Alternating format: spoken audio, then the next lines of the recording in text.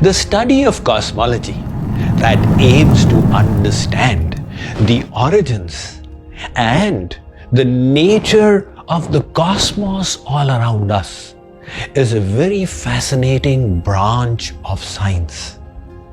Even more fascinating is Vedic cosmology. How our ancients understood the nature of the universe even more insightfully than where science is just about reaching today.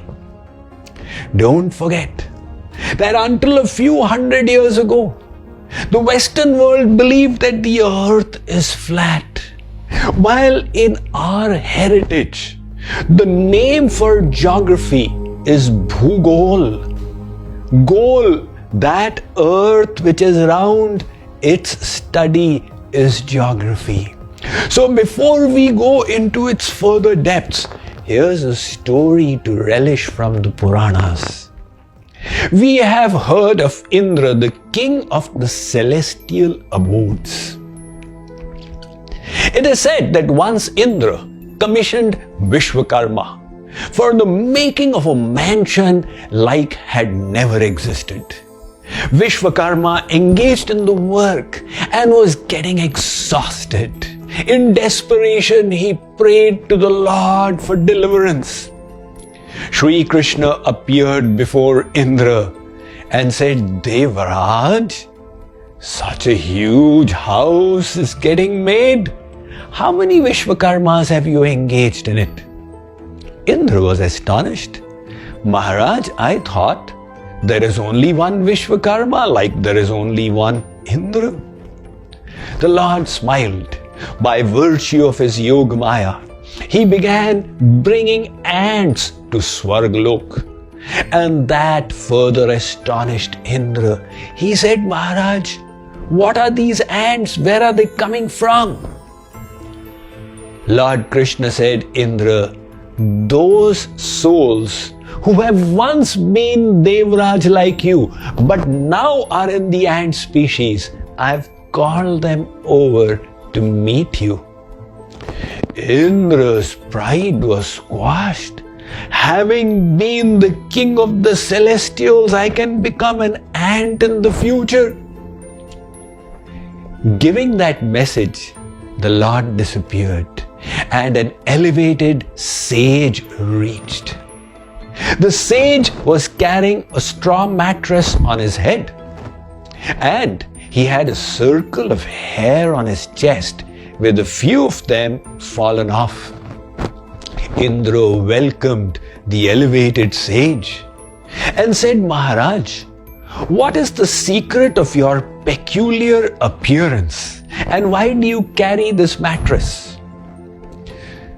The sage's name was Lomash Rishi, a famous sage from our Puranas. He said, Indra, I have the boon of long life, Chir Ayu. Every time one Indra's lifetime is over, one hair from the circle falls off. That explains the gaps. My disciples, they propose to build a house for me. But I tell them life is temporary, so I carry the straw mattress. On rainy days, it keeps me dry, and when I wish to sleep at night, I lay it down and lie over it. Indra thought, my God, somebody who has such a long life is saying that it is temporary, and I am busy making such a big house for myself. His ego was squashed. But let us now come to the topic of Vedic cosmology. See, the Western world, until a few hundred years ago, subscribed to the geocentric theory, according to which the earth is the center of all creation, and even the sun rotates around the earth. When Copernicus proposed the heliocentric theory, and Bruno, an Italian monk, he supported Copernicus, Bruno was burned to the stake for sacrilege. How dare you say that the earth is not the center? However, Galileo, he invented his telescope, which is today called the Galilean telescope, where instead of two convex lenses, he had one convex and one concave lens. And he proved with scientific data that Copernicus is right. The theory did get accepted, but the belief was that the planets are rotating in perfect circles around the sun. And then it took Kepler to point out that the orbits are not circular but elliptical. Further progress in science brought about the understanding that the sun is also rotating around the center of a galaxy which was named the Milky Way. And subsequently, other galaxies apart from this began getting discovered. Now look in contrast what the Vedas have been telling us for thousands of years. As per the Vedas, there are 7 lokas, 5 mandals, 3 trilokis. The first is the Chandra Mandal with its lok, Chandralok on the moon. The Vedas say that this Chandra Mandal is not stationary. It is rotating around a mandal whose name is Bhumandal and whose loka is Bhulok, the earth. But the Vedas say the Bhumandal is also not stationary. It is rotating around another mandal, which is Surya Mandal, and whose loka is Swarlok, the sun. And the antariksh between the two is called Bhuva. So Bhu Bhuva Swa forms the first triloki. The Vedas go on to elaborate that this Surya Mandal is also not stationary. It is orbiting around the Parameshthi Mandal, whose lok is Janalok. And between Swa and Jana is the antariksh called Maha. It further goes on to say that the Parameshthi Mandal is in orbit around Swayambhu Mandal, whose loka is Brahmalok, the abode of Brahma. And the antariksh between the two is Tapa. So Jana Tapa Satya forms the third triloki. Thereby there are these 3 trilokis, 5 mandals and 7 lokas. It is just touched upon by the other theologies which talk about Satwa Asman and the 7th heaven. The detail you will find in the Vedic literature. The Vedas further go on to talk about the nether regions as well. And they say that below Bhulok are the hellish abodes, Tal, Atal, Vital, Sutal, Mahatal, Talatal, Rasatal and Patal. So 7 below and above as well. How did the Vedas know all of this? When the rest of the world believed that the earth is flat and the center of the universe? Think about it. The Puranas relate the story of when Chaturmukhi Brahma, the 4-headed Brahma, went to meet Lord Krishna when he was residing in Dwarka. Brahmaji told the gatekeeper, "Please tell Dwarkadhish that Brahmaji wishes to meet him." The Dwarpal went and told Lord Krishna. Sri Krishna said, "Ask him, which Brahma is he?" When the gatekeeper came and asked, Brahmaji was puzzled.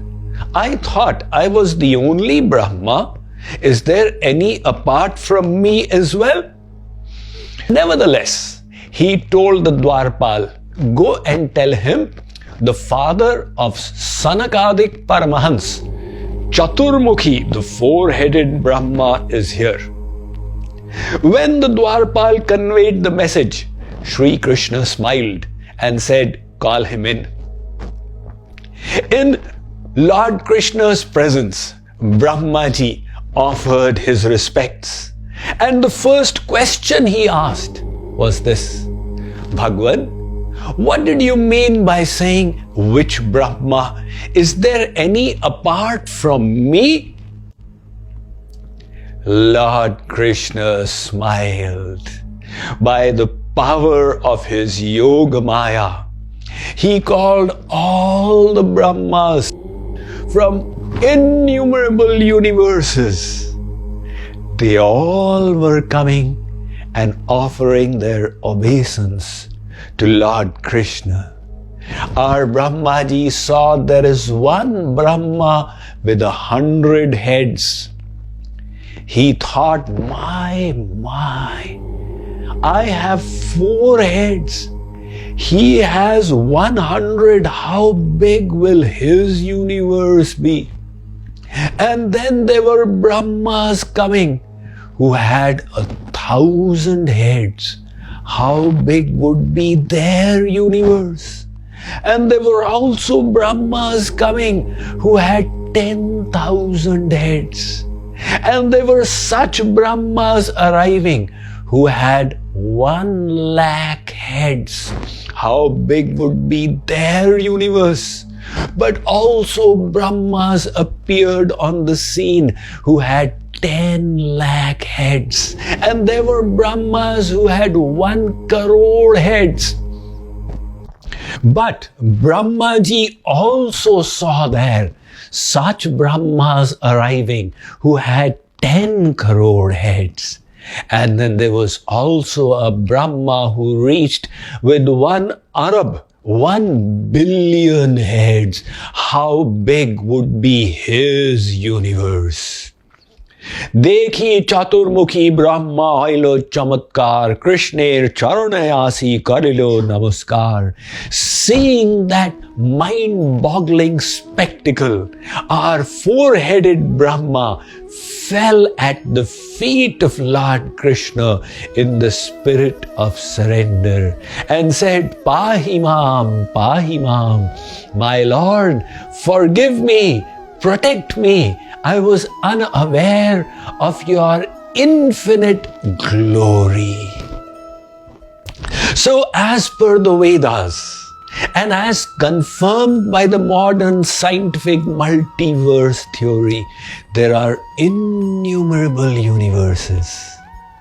Each universe has got 3 governors, 1 Shankar, 1 Brahma, and 1 Vishnu.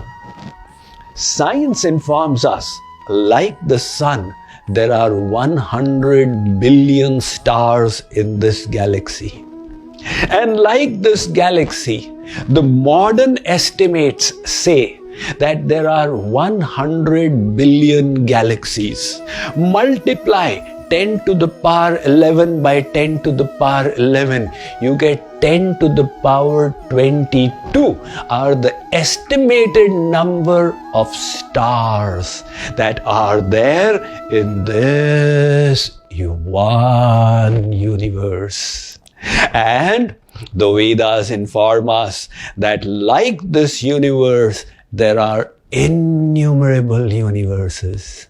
So for this universe of the 4-headed Brahma, the Bhagavad Gita says, let's take a look. I am reading the translation of the 17th verse of the 8th chapter from my commentary, Bhagavad Gita, the Song of God. It states, 1 day of Brahma, a kalp, lasts 1,000 cycles of the 4 ages, Mahayugas, and his night also extends for the same span of time. The wise who know this understand the reality about day and night. So amazing. As per the Vedic cosmology, this present age, Kali Yuga, the age of Kali, is going to be for a duration of 4,32,000 years. Prior to this was Dwapar Yuga, which was 8,64,000 years. And before that was Sat Yuga, which was 12 lakh and 96,000 years, and before that was Satyug, 17 lakh 28,000 years. You combine all four of them, you get a Mahayug, which is being referred in this verse, which is 43 lakh 20,000 years, and 71 such Mahayugs. They combine together to form one Manvantar, the age of one Manu, and 14 Manvantars passed in one day of Brahma. So that one day of Brahma contains 1,000 cycles of Chaturyugas. That one day of Brahma, which is referred to as a Kalp, is 4 arab 32 crore varsh, 4,320,000,000 years. This is the biggest unit of time in the world, 4,320,000,000 years. So at the end of Brahma's day, there is partial pralay, where the earth, the lower abodes and some of the higher abodes, they dissolve. And at the end of Brahma's entire lifespan, there will be Mahapralay. So what is Brahmaji's entire lifespan? 100 years, with each day of that year equal to one kalp. So that is 311 trillion 40 billion years. So this is talking about this universe of one Brahma. Like this, in the realm of God, there are so many material universes, and all of them put together form 1/4 of God's creation. 3/4 is beyond the realm of Maya, that is His divine abode.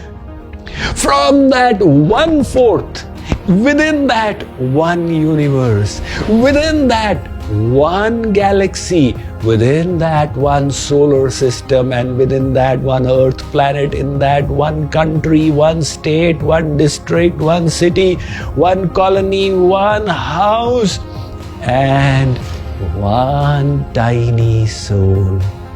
How insignificant we are in front of the splendorous glory of God. Thinking that, let's cultivate this super excellent virtue of humbleness, of humility.